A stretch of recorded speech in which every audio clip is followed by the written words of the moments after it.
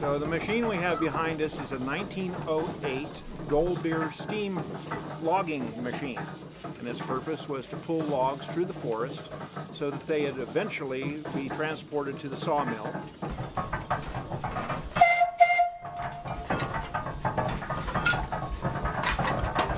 So this steam engine operates essentially by a wood fire boiling a steep kettle full of water, creating steam. It carries a variety of whistles on it, but back in the day really it only had one whistle for purposes of communication within the forest.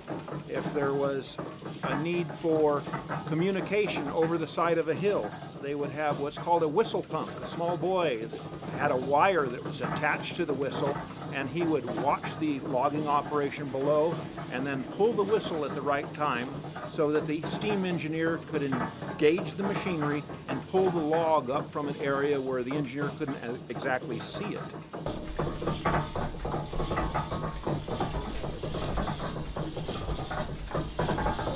So what we will be doing is a demonstration of how this machine actually moved logs through the forest. Essentially, the loggers would drop the trees and this machine would roll the logs into two-pole chutes, which is basically a road through the woods.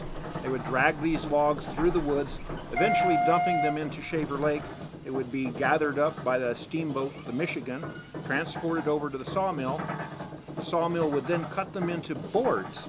The boards would then be dried, and after a period of time, when they had sufficient buoyancy, they would kick them into the flume. And then the flume was 42 miles long and would reach Clovis 6.5 hours later. At the turn of the century, this was the latest and greatest technology. And so for 108 years old, it's a pretty fascinating machine.